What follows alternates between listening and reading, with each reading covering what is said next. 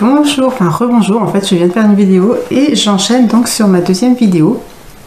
Alors, je me suis dit du coup hein, qu'on allait continuer du coup Epstein-Barr puisque j'en étais arrivée donc au stade à la phase 4 en fait. Hein,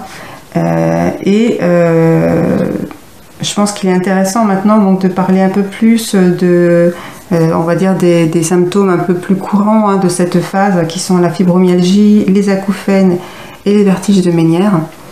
Alors si avant je voulais en fait je me suis dit que ce serait peut-être intéressant après bon, suivant l'intérêt que vous trouvez que vous y trouverez. Je me suis dit que ce serait peut-être intéressant que en fait je fasse à un moment donné une vidéo avec uniquement les réponses à vos questions sur Epstein-Barr. Donc ce sera donc une vidéo ultérieure. Alors je verrai en fait l'ensemble des questions que vous allez poser. Il y a sûrement des questions qui seront peut-être trop personnelles et donc là qui nécessitent à ce moment-là vraiment une consultation parce que du coup il peut y avoir des interactions, des choses qui font que en fait du coup il faut voir la personne en elle-même, hein, faire une vraie consultation et parler vraiment de l'ensemble des symptômes. Mais si vous avez des questions qui sont vraiment très ciblées sur Epstein-Barr, par exemple, j'avais une question sur une personne qui me demandait en fait des précisions hein, sous une des vidéos, des précisions sur la transmission d'Epstein-Barr. Donc j'ai répondu dans le commentaire, mais ça peut être justement des questions comme ça que auxquelles je peux répondre justement de manière plus facile hein, en vidéo et qui pourrait justement servir à tout le monde. Donc voilà, n'hésitez pas donc sous cette vidéo et sous les prochaines vidéos d'Epstein-Barr. Alors normalement il devrait y en avoir encore une autre après qui sera en fait les pistes de traitement hein, pour les pistes en fait de la façon alors traitement, oui on va dire traitement, enfin bon, j'en parlerai plus dans la prochaine vidéo, mais sous ces deux vidéos n'hésitez pas dans les commentaires à poser vos questions. Si en fait toutes ces vidéos, hein, toute cette série d'Epstein-Barr a éveillé en vous des questions et que voilà, c'est des choses où vous avez du mal à comprendre des choses, peut-être que j'ai pas été forcément assez claire ou ça a éveillé d'autres questions en vous par rapport à vous, eh bien n'hésitez pas, j'essaierai d'y répondre. Encore une fois, voilà, sauf si vraiment ça demande trop de choses par rapport à la personne en elle-même. Voilà, honnêtement, je jaugerai en fonction des questions, mais voilà, n'hésitez pas. S'il y a suffisamment de questions, et bien du coup, je ferai une vidéo pour y répondre. Alors j'ai pris toutes mes notes parce qu'il y a voilà, il y a quand même pas mal de choses et donc encore une fois, hein, ce sont donc ce que nous enseigne Medical Medium. Alors, on va parler donc pour l'instant donc de la fibromyalgie. Alors j'en avais de toute façon un peu déjà parlé. Ça va rester encore malgré tout assez général, mais au moins vous comprenez quand même ce qu'est finalement la fibromyalgie. Hein. Donc c'est en fait Epstein-Barr qui s'attaque vraiment au système nerveux, hein, vraiment le système nerveux central, mais aussi à l'ensemble des nerfs qui parcourent le corps. Donc il y a effectivement le système nerveux central, mais voilà, tous les petits nerfs que vous allez avoir tout autour, qui parcourent vraiment tout le corps, peuvent être atteints également. D'où effectivement les douleurs que vous pouvez vraiment ressentir dans tout le corps. Donc il peut y avoir en fait un seul type parce que pour rappel, hein, il y a donc une soixantaine de virus Epstein-Barr, mais Vous pouvez, donc, la fibromyalgie peut être causée par une seule de ces variétés, mais aussi plusieurs. Donc voilà, hélas, on peut en avoir plusieurs en nous. Et il peut y avoir également d'ailleurs présence ou non de métaux lourds tels que le mercure par exemple.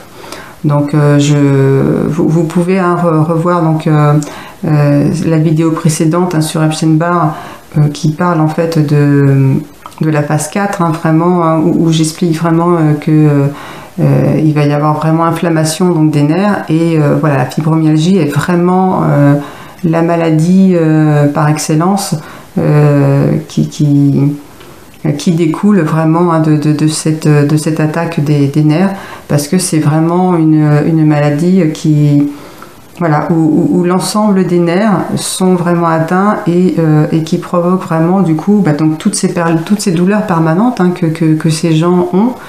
Même si elles semblent aller super bien sur le papier, que tout va bien sur le papier, elles ont réellement des douleurs permanentes partout. Une grande sensibilité justement, puisque les nerfs, voilà, les nerfs c'est la sensibilité justement, c'est ce qui nous fait réagir.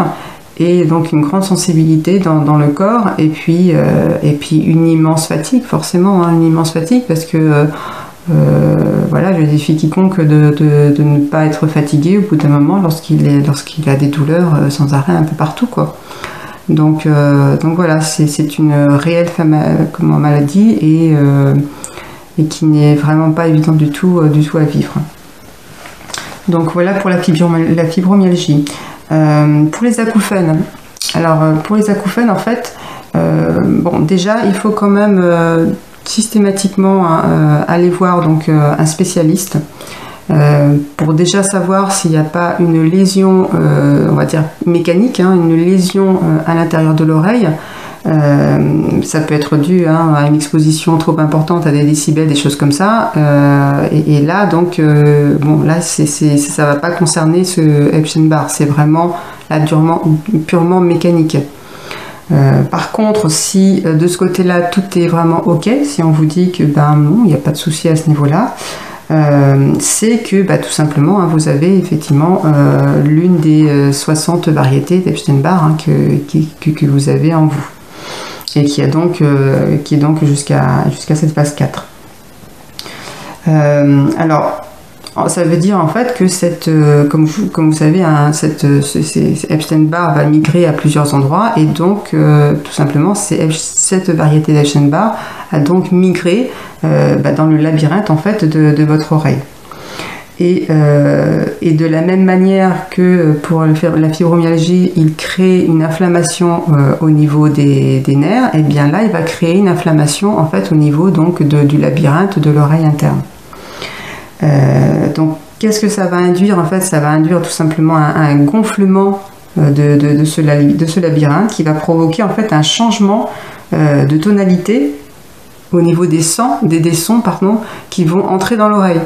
Vous voyez, à partir du moment où c'est gonflé, déjà que c'est quand même on va dire un tuyau assez petit quand même, et à partir du moment où vous allez avoir à l'intérieur donc un gonflement, forcément l'air qui va entrer dedans ne va pas avoir le même son au final, parce que ça va, comment dire, à partir du moment où le tuyau est plus faible, forcément le son va être différent. Ça va changer en fait la tonalité de ce son en fait, tout simplement. Et quand les nerfs sont vraiment enflés à l'intérieur du labyrinthe, ils peuvent même tout simplement vibrer différemment et émettre des sons comme justement des bourdonnements, des claquements. Pour certains, il peut y avoir des palpitations à l'intérieur, voilà, des sifflements. Donc tout ça, c'est en fait Epstein-Barr qui s'est vraiment logé dans l'oreille. Donc c'est pas quelque chose qui on va dire douloureux comme la fibromyalgie, mais c'est réellement handicapant, parce que c'est d'avoir toujours ces sifflements ou par intermittence, mais dans l'oreille, bon voilà, c'est voilà, je sais que j'avais un collègue qui avait ça. Il s'en était accommodé parce qu'il ne savait pas de toute façon comment faire. Hein. Donc c'était il y a très longtemps hein, que un collègue avec qui je travaillais énormément. Et voilà, je voyais bien que ça vraiment c'était compliqué, c'était pénible d'avoir toujours ce sifflement. Il m'avait dit bon ben voilà, on s'y habitue, mais lorsqu'on est dans le calme, et ben c'est là que c'est encore plus compliqué parce que c'est vraiment ce sifflement constant et il préférait presque avoir un petit peu plus de bruit par moment pour arrêter d'entendre ce sifflement tout le temps, quoi. Donc après, je pense que chaque personne le vit complètement différemment, c'est sûr. Hein. Mais bon, voilà, il faut vivre avec ces choses. Ce qui me fait toujours mal, en fait, hein, c'est de voir en fait que les gens se sont dit, bah, de toute façon, je peux pas guérir, je peux pas, je m'y habitue, et puis voilà, ce sera toujours comme ça. Et voilà. Donc il y a des solutions. Hein, voilà, il y a vraiment des solutions. On peut vraiment aller beaucoup mieux. Bon,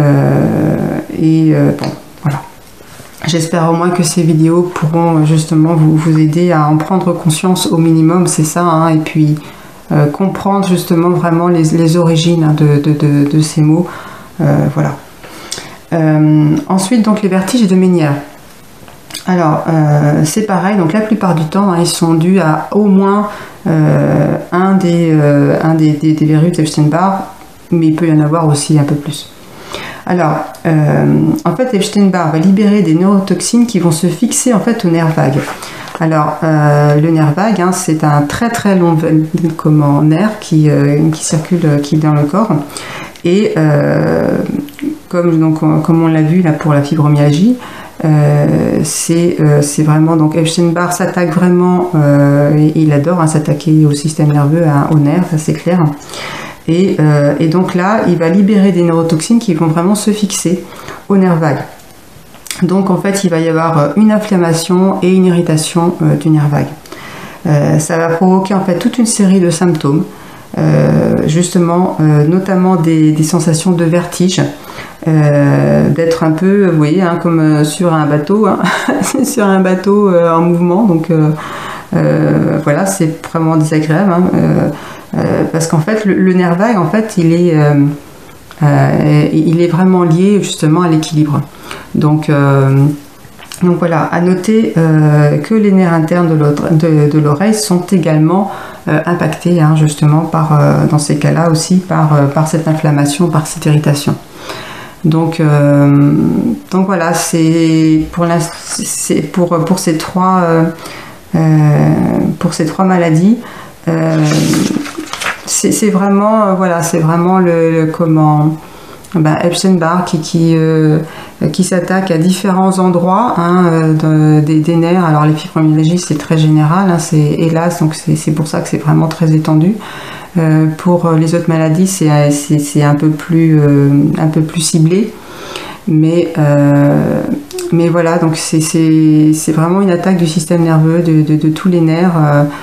C'est la cible idéale hein, d'Epstein-Barr. C'est vraiment sa cible idéale et qui hélas eh bien, pourrit la vie de ces personnes, quoi. Alors ce que nous dit Medical Medium aussi, c'est que l'inflammation du nerf vague peut aussi provoquer donc beaucoup d'anxiété, hein, la sensation de poitrine oppressée. Ça je sais aussi, j'ai des personnes qui me l'ont dit, hein, des personnes qui ont des problèmes justement au niveau des vertiges de Ménière, mais aussi vraiment une sensation régulièrement d'oppression au niveau de la poitrine. Ils peuvent aussi avoir des spasmes œsophagiens, ils peuvent avoir aussi de l'asthme. Donc voilà, bon, il y a tout un tas hein, c'est pas terminé, il y a tout un tas donc de symptômes possibles.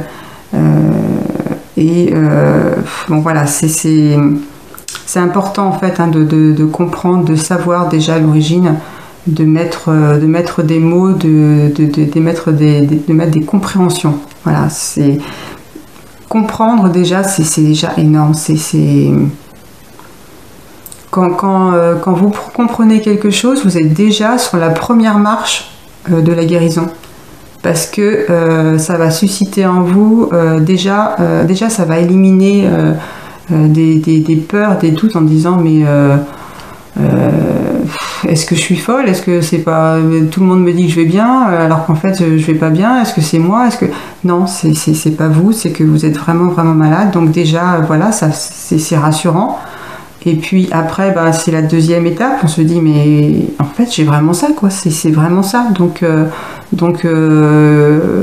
voilà, c'est super. J'ai enfin compris. Donc c'est la première étape. Et puis voilà, après, ça va être effectivement de pouvoir mettre des choses en place pour aller effectivement de mieux en mieux. Donc voilà, je vais arrêter là parce que sinon, c'est encore long comme vidéo. J'espère que ça vous aide. Vraiment, sincèrement, j'espère que ça vous aide. C'est le but. Hein. N'hésitez pas, du coup... alors, j'aime pas dire ça, mais bon, oui, là j'y pense aussitôt là. N'hésitez pas à mettre des pouces. C'est pas pour moi, c'est pas pour mon ego ou quoi que ce soit, hein, pas du tout.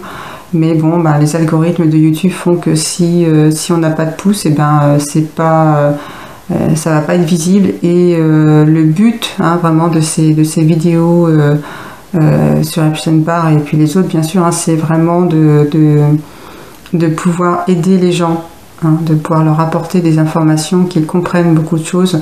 Donc s'il n'y a pas de pouce en l'air, bah, c'est pas visible, donc c'est dommage, mais bon. Et puis bah, vous-même, hein, si vous connaissez des personnes autour de vous, si vous reconnaissez, hein, des symptômes comme ça, de ces personnes, de personnes autour de vous qui s'en plaignent et puis qui ne trouvent pas de solution, n'hésitez pas donc à partager cette vidéo, à la renvoyer pour qu'ils comprennent en fait, hein, tout simplement, pour que ça les aide tout simplement. Donc voilà, moi je vous fais plein de gros bisous. Donc la prochaine ce sera sur des pistes, hein, voilà, qu'est-ce qu'on peut faire face à Epstein-Barr. Et puis voilà, je vous embrasse très fort, plein de lumière, plein d'amour, hein, comme d'habitude, c'est hyper important. Et puis à très bientôt, gros bisous.